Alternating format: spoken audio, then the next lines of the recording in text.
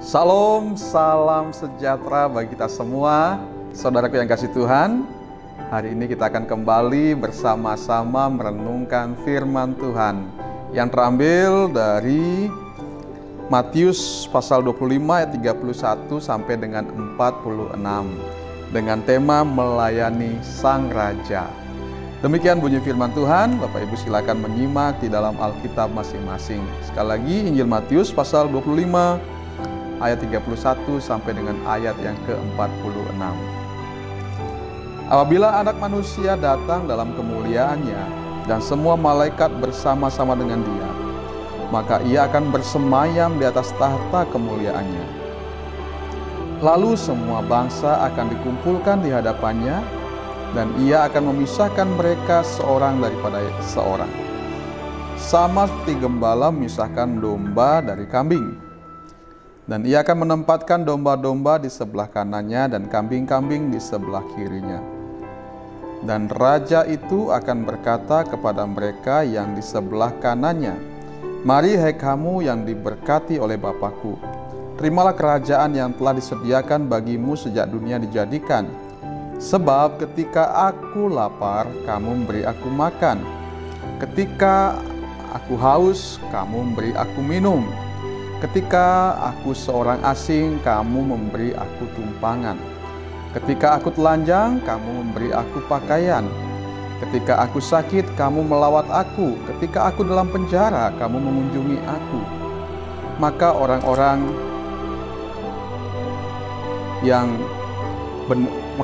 benar itu akan menjawab Dia, katanya, "Tuhan, bila manakah kami melihat Engkau lapar dan kami memberi Engkau makan, atau haus dan kami memberi Engkau minum?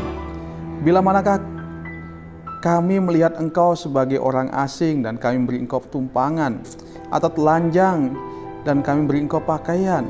Bila manakah kami melihat Engkau sakit atau dalam penjara dan kami mengunjungi Engkau?"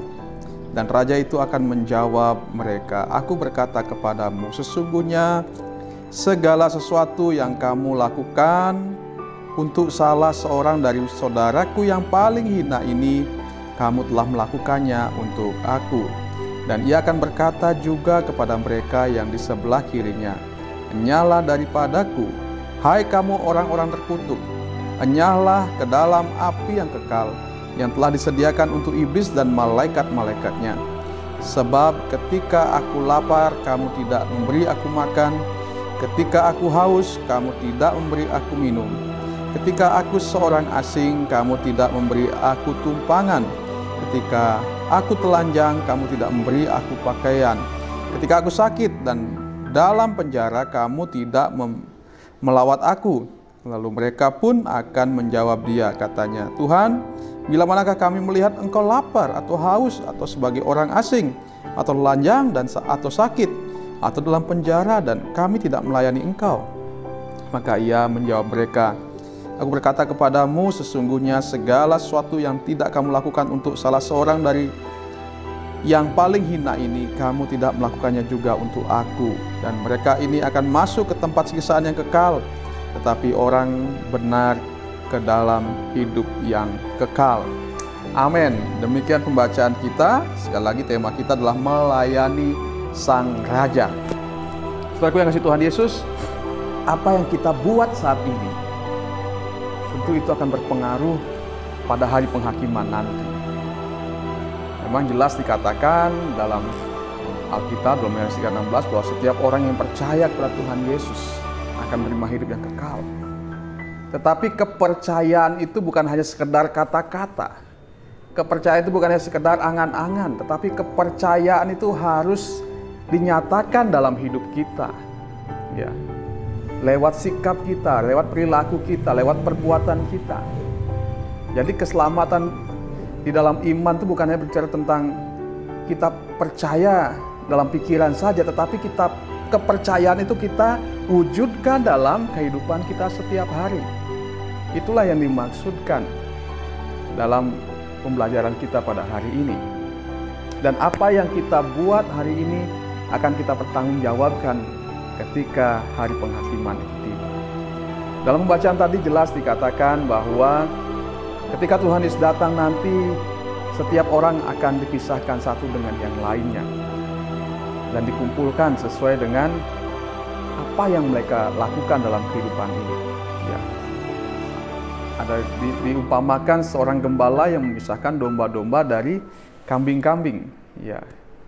Jadi yang domba diletakkan sebelah kanan, yang kambing sebelah kiri. Mungkinlah Tuhan akan memisahkan setiap orang yang benar dan setiap orang yang jahat pada waktunya nanti. Orang benar akan masuk dalam kemuliaan Allah, dalam kebahagiaan Tuhan. Sedangkan orang jahat akan masuk dalam siksaan bersama-sama dengan iblis dan para malaikatnya. Ya, seperti yang kasih Tuhan Yesus, firman ini mungkin cukup tegas dan keras bagi kita. Tapi ini penting untuk kita pelajari, untuk mengingatkan kita supaya kita benar-benar mempertanggungjawabkan hidup yang Tuhan berikan ini. Karena kehidupan ini bukan hanya sekedar kita lalui, tetapi harus kita gunakan dengan sebaik-baiknya, harus kita manfaatkan dengan sebenar-benarnya. Bukan hanya sekedar kita nikmati lalu mati, ya, bukan begitu. Tetapi bagaimana kita menggunakan kehidupan ini dengan sebaik-baiknya untuk melayani Sang Raja kita, untuk melayani Tuhan kita. Nah, di sini kita melihat ada beberapa hal, ya. Yang pertama jelas bahwa Tuhan meminta pertanggungjawaban kepada kita, ya. Karena Tuhan akan memisahkan antara orang benar dan orang yang jahat, ya. Ya, sebagaimana hukum tabur tuai, apa yang ditabur itu yang akan dituai. Apa yang kita lakukan hari ini itu akan kita nikmati nantinya hasilnya, ya. Selanjutnya ada pelajaran penting yang bisa kita pelajari di sini. Yang pertama, ya, ketika kita melayani Tuhan, hal yang tidak kalah penting adalah kesetiaan tentunya. Ada banyak orang mengawali dengan baik, tetapi sayang mengakhiri dengan tidak baik. Mereka menjadi pelayan Tuhan, mereka ketika percaya pada Tuhan, memberi diri melayani Tuhan ini, itu, ini. Tapi ketika dalam perjalanan mereka menjadi kecewa dan undur daripada Tuhan. Ya. Nah, dalam pembacaan tadi dikatakan demikian, terimalah kerajaan yang telah disediakan bagimu sejak dunia dijadikan. Hal ini memberikan gambaran bahwa seorang atau bahwa orang yang akan menerima anugerah kerajaan tersebut adalah orang yang telah membuktikan kesetiaannya dalam melayani Sang Raja. Ya. Jadi dibutuhkan kesetiaan, ya, sebagai seorang pelayan Tuhan. Atau ketika kita berbicara tentang melayani Sang Raja kita, itu bukan sesuatu yang kita lakukan sekali, dua kali, tapi harus setia, ya, harus continue, ya, harus terus-menerus kita lakukan dalam kehidupan kita. Ayat 35-36, alasan pemilihan Sang Raja atas semua yang mereka lakukan terhadapnya dan dinilainya sebagai pelayanan yang benar baginya. Kamu memberi aku makan, memberi aku minum, memberi aku tumpangan. Sekali lagi buktikan akan kesetiaan mereka dalam melayani Sang Raja. Jadi bukan hanya dalam satu hal kita melayani Tuhan, tapi dalam berbagai hal yang bisa kita lakukan. Kita harus melakukannya, ya. Bukan hal-hal yang kita senangi saja, tapi hal-hal yang mungkin kita tidak senangi pun, di mana membutuhkan pengorbanan, itu pun harus kita kerjakan. Inilah yang dimaksudkan kesetiaan. Yang pertama masalah waktu, yang kedua masalah komitmen kita untuk melakukan dalam segala hal, ya. Kesetiaan berbicara tentang soal konsistensi dan waktu pelayanan sampai akhir dalam anugerah. Namun bukan soal cara atau strategi pelayanan yang tidak bisa berubah. Kesetiaan bukan melihara tradisi atau kebiasaan, ya. Jadi bukan sekedar tradisi, tapi bagaimana kita komitmen untuk melakukan sesuatu untuk Tuhan seumur hidup kita. Selama kita hidup, kita berusaha untuk mengerjakan pekerjaan-pekerjaan Tuhan, untuk memberikan yang terbaik bagi Tuhan, ya. Kesetiaan berbicara hasil, dampak, ya, dan outcome, serta memuliakan Tuhan secara konsisten, ya. Jadi bukan hanya sekedar angan-angan, bukan hanya sekedar jabatan, tetapi lebih kepada apa hasilnya, apa dampaknya pada orang lain, apakah orang lain merasakan apa yang kita lakukan. Atau kita hanya sekedar menerima jabatan sebagai hamba Tuhan, sebagai pengurus jemaat, majelis, sebagai diaken, sebagai guru sekolah minggu, sebagai pengurus ini, pengurus itu, yang mana hanya sekedar jabatan saja. Tetapi kita tidak melakukan apapun dan tidak berbuat apapun, hanya hal-hal yang sekedar-sekedar saja sebagaimana tugas itu. Tetapi Tuhan mau supaya kita benar-benar menyatakan kasih kita kepada setiap pelayanan yang Tuhan percayakan bagi kita, pada setiap orang yang ada dalam pelayanan kita itu. Ya. Tuhan mau supaya kita melakukan segala sesuatu, ya, sehingga orang lain bisa merasakan dampaknya, merasakan efeknya dari apa yang kita lakukan itu. Ya. Jadi bukan hanya sekedar jabatan, bukan hanya sekedar perkataan saja, tetapi memang benar-benar bisa dirasakan oleh orang lain. Ya. Dan ini kita lakukan secara konsisten, bukan hanya sekali, 2 kali. Ketika awal-awal saja kita semangat dan akhir-akhir kita lupa, tetapi memang secara konsisten sampai Tuhan datang, kita terus lakukan dengan setia. Karena apa? Karena kita mengasihi Tuhan, sehingga kita juga mengasihi orang lain. Yang kedua, ketulusan kita dalam melayani. Dalam ayat 37-39, ya, kita melihat bahwa dari jawaban orang benar itu, bila mana kami melihat engkau lapar dan kami memberi engkau makan. Yang merasa bahwa mereka belum pernah melakukan apapun bagi sang raja. Ini jelas menunjukkan bahwa orang benar itu adalah orang yang memiliki ketulusan dalam melayani. Jadi orang yang benar dalam melayani adalah orang yang tulus. Dan ketika orang tulus melayani, dia tidak pernah mengukur sejauh mana ia sudah melakukan sesuatu. Bahkan yang ada di hatinya bahwa ia harus memberi lebih lagi, memberi yang terbaik. Bahkan terkadang apa yang dia lakukan rasanya belum cukup. Ya, inilah orang tulus. Berbeda dengan orang yang hitung-hitungan. Baru berbuat sedikit rasanya sudah melakukan hal yang besar. Padahal belum ada apa yang dia buat, baru hanya sedikit saja dia melakukan sesuatu, sudah rasanya melakukan pekerjaan yang besar. Tapi orang yang tulus, meskipun apa yang dia sudah buat itu begitu luar biasa, tetapi ia merasa bahwa itu masih kurang dibanding dengan kemurahan Tuhan, kebaikan Tuhan atas hidupnya. Jadi di sini kita melihat bahwa orang-orang yang benar itu dia melayani dengan ketulusan hati. Dan kita pun sebagai orang percaya harusnya demikian. Dalam segala hal yang kita lakukan, kita harus melayani dengan tulus. Ya, tidak sedikit orang menuntut supaya dihargai pelayanannya. Ya. Di dalam Tuhan, kita tidak membutuhkan penghargaan manusia. Ya. Yang tugas kita adalah melakukan pekerjaan itu dengan sebaik-baiknya. Karena itu adalah pelayanan kita kepada Tuhan. Kita melakukannya untuk Tuhan. Ya. Dalam ayat 40, pelayanan mereka yang dinilai oleh sang raja sebagai suatu pelayanan dilakukan untuk dirinya.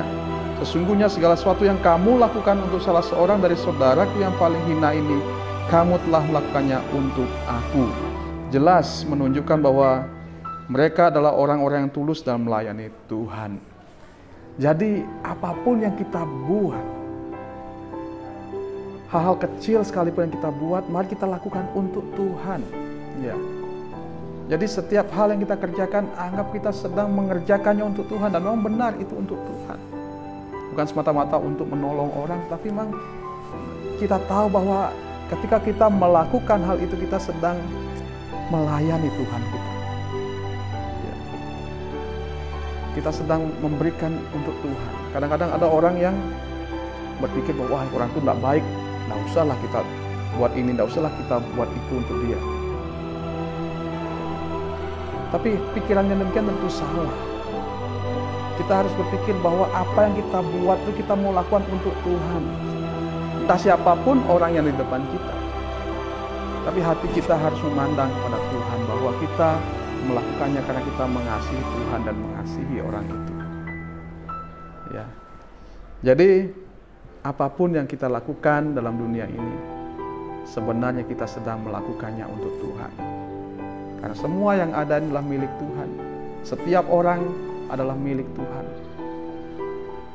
Dan kalau kita melakukan sesuatu untuk setiap orang yang ada di sekitar kita, tentu kita melakukannya untuk Tuhan. Karena mereka juga adalah milik Tuhan. Tulus melihat manusia bukan dari status sosialnya, tapi manusia adalah ciptaan Tuhan yang berharga. Jadi kita melihat mereka adalah milik Tuhan yang berharga di mata Tuhan. Sehingga kita berusaha melakukan yang terbaik. Seperti halnya kita sedang melakukan untuk Tuhan. Seperti halnya seseorang yang ditugaskan untuk menjaga binatang peliharaan bosnya misalnya. Jadi anak buahnya ini akan mengerjakan itu dengan sebaik-baiknya karena itu adalah milik bosnya, kesayangan bosnya. Sehingga walaupun sebenarnya mungkin dia tidak suka dengan anjing atau burung atau kucing, tetapi karena dia bertanggung jawab kepada bosnya, dia lakukan itu. Ya. Terlebih lagi kita di hadapan Tuhan. Orang-orang sekitar kita adalah orang-orang yang dicintai oleh Tuhan, orang yang disayangi oleh Tuhan. Karena itu kita juga harus menyayangi mereka. Karena kita menyayangi Tuhan, mengasihi Tuhan. Kemiskinan dan keterhinaan manusia di mata sesamanya justru harus menjadi perhatian gereja. Gereja misioner tertarik kepada kemiskinan holistik, rohani, jasmani, dan sosial. Bahkan di sini bicara tentang kemiskinan, orang yang paling hina. Sebenarnya ini harus menjadi perhatian gereja pada masa sekarang ini. Kemiskinan tidak hanya bicara tentang ekonomi, tetapi juga bicara tentang rohani dan juga sosial. Jadi kita harus mengasihi setiap orang, siapapun dia. Karena mereka membutuhkan Tuhan. Entah itu orang kaya, entah itu orang miskin. Setiap orang membutuhkan Tuhan. Karena itu kita sebagai orang percaya, sebagai gereja Tuhan, harus memperhatikan setiap orang di sekitar kita. Karena setiap orang membutuhkan Tuhan. Lalu yang ketiga, ketika kita melayani Tuhan, hal yang penting adalah bagaimana cara pandang kita dalam melayani Tuhan. Ya. Jadi cara pandang kita tentu akan menentukan bagaimana nanti sikap kita, perbuatan kita dalam melayani Tuhan. Dalam ayat 44 dikatakan, lalu mereka akan menjawab dia, katanya, Tuhan, bila manakah kami melihat engkau lapar dan haus, atau sebagai orang asing, atau telanjang, atau sakit, atau dalam penjara dan kami tidak melayani engkau. Jawaban orang-orang yang tidak benar ini secara sepintas terlihat mirip sekali dengan jawaban orang-orang benar. Bila manakah kami melihat engkau lapar, dan kami beri engkau makan, atau haus, dan kami beri engkau minum. Tetapi jika kita perhatikan dengan seksama, terdapat perbedaan yang signifikan dalam tindakan mereka yang mereka lakukan dalam kedua jawaban itu. Orang-orang yang tidak benar berkata, bila mana kami melihat engkau dan kami tidak melayani engkau. Inilah tipikal jawaban orang yang membenarkan dirinya sendiri. Tindakan yang tidak merasa bersalah, merasa sudah melakukan yang terbaik, merasa sudah melayani dengan maksimal. Ya. Jadi kita melihat di sini bahwa orang yang tidak benar itu atau orang yang jahat itu merasa bahwa dirinya sudah benar.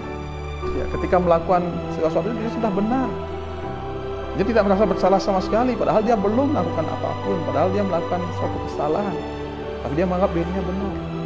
Kapan saya lihat Tuhan telanjang? Kapan saya lihat Tuhan lapar? Kapan saya lihat Tuhan sakit? Dia merasa bahwa dia tidak pernah melakukan kesalahan karena dia tidak pernah berjumpa dengan Tuhan. Ya. Tapi di sini kita melihat bahwa kita harus belajar melihat Tuhan dari sekeliling kita, di sekeliling kita. Kita tidak boleh membenarkan diri bahwa saya tidak pernah bertemu Tuhan. Padahal Tuhan melalui orang-orang yang Dia kasihi, orang-orang yang ada di sekitar kita, hadir di hadapan kita. Ya. Dia tidak merasa bersalah, merasa sudah melakukan yang terbaik, mereka sudah merasa melayani dengan maksimal, padahal mereka belum berbuat apa-apa. Sedangkan orang-orang benar berkata, bila mana kami melihat engkau dan kami memberi engkau. Nah, tipikal jawaban orang yang merasa belum melakukan yang terbaik. merasa tidak pantas menerima anugerah yang besar dari Sang Raja, padahal mereka merasa bahwa mereka belum melakukan apa-apa, merasa belum melayani Sang Raja dengan baik. Jadilah gambaran orang yang bahwa merasa apa yang dia buat belum maksimal. Ya, orang yang benar itu merasa bahwa dibandingkan dengan kasih Tuhan, dibandingkan dengan kebaikan Tuhan, perbuatannya belum ada apa-apanya. Ya, perbuatannya belum bisa membalas semua kebaikan Tuhan. Itulah yang dia maksudkan. Bahwa kapan kami melihat Engkau? Dia merasa bahwa apa yang dia lakukan, padahal mungkin dia sudah banyak membantu orang, banyak menolong orang, tetapi dia merasa bahwa itu belum apa-apa dibandingkan apa yang dia terima dari Tuhan. Ya. Dan dia merasa bahwa tidak pantas menerima sanjungan itu daripada Tuhan. Orang-orang yang tidak benar berkata, bila manakah kami melihat Engkau dan kami tidak melayani Engkau? Inilah tipe. Ya. Jadi di sini kita melihat bahwa jelas terdapat perbedaan cara pandang tentang melayani Sang Raja dalam dua kelompok yang berbeda ini. Dan itu tentu saja berdampak pada pelayanan yang mereka lakukan. Dan Tuhan Yesus menilai hal itu. Setelah yang kasih Tuhan Yesus, jelas sekali perbedaannya. Yang satu merasa bahwa, saya tidak pernah ketemu Tuhan, dan kapan saya harus melayani Tuhan. Tapi yang satu merasa bahwa apa yang dilakukan itu belum seberapa. Ya. Jadi kelihatan sekali perbedaan ini, orang yang benar dan orang yang jahat. Orang yang jahat merasa bahwa dia sudah melakukan yang terbaik dalam hidupnya, padahal belum melakukan apa-apa. Tetapi orang yang benar, meskipun dia sudah banyak melakukan sesuatu, dia merasa bahwa apa yang dia buat belum sebanding dengan kebaikan dan kemurahan Tuhan. Dan dia merasa bahwa ia tidak layak menerima pujian daripada Tuhan. Ya, setelah kasih Tuhan Yesus, di sini kita belajar bahwa sebagai orang percaya, mari kita berusaha melakukan yang terbaik dalam segala hal. Kalau kita mengingat kebaikan Tuhan, kasih Tuhan, apa yang kita buat tentu tidak sebanding untuk membalas segala kasih Tuhan. Karena itu mari kita berusaha untuk semaksimal mungkin melakukan pekerjaan-pekerjaan Tuhan lewat orang-orang yang di sekitar kita, dengan mengasihi mereka, dengan berbuat sebaik-baiknya pada mereka seperti kita sedang melakukan untuk Tuhan. Karena memang mereka adalah pribadi-pribadi yang dicintai Tuhan. Saya kasih Tuhan Yesus, di bulan misi ini mari kita ingat bahwa orang-orang sekitar kita adalah tanggung jawab kita. Siapapun dia, apapun keadaannya, mereka semua adalah tanggung jawab kita. Karena suatu saat Tuhan akan menuntut tanggung jawaban kita atas semuanya itu. Seperti halnya seorang gembala yang memisahkan antara domba dan kambing. Suatu saat kita akan dinilai oleh Tuhan. Apakah kita orang benar? Apakah kita orang jahat? Orang benar yang melayani Tuhan, mengasihi Tuhan dengan mengasihi jiwa-jiwa yang di sekitarnya, atau orang jahat yang berdiam diri dan merasa sudah berbuat hal yang besar padahal belum melakukan apa-apa. Mari kita merenungkan apa yang sudah kita buat selama ini. Sudahkah kita semaksimal mungkin melayani Tuhan kita dengan melayani sesama kita? Sudahkah kita semaksimal mungkin berbuat untuk Tuhan dengan melakukan kebaikan-kebaikan bagi sesama kita? Atau jangan-jangan kita justru menjadi masalah bagi orang lain, menjadi problem bagi orang lain? Terima kasih Tuhan Yesus. Kiranya firman ini boleh menguatkan kita, memimpin kita. Ingat bahwa apa yang kita lakukan saat ini, suatu saat harus dipertanggungjawabkan. Karena itu, mulai saat ini mari kita persiapkan dengan melakukan kebenaran-kebenaran, dengan melayani Tuhan kita dengan sebaik-baiknya, lewat melayani sesama yang ada di sekitar kita dengan sebaik-baiknya. Sehingga ketika Tuhan datang, Tuhan akan menyambut kita dan membawa kita masuk dalam kebahagiaannya. Tuhan Yesus memberkati kita semua. Salam sejahtera bagi kita semua. Amin.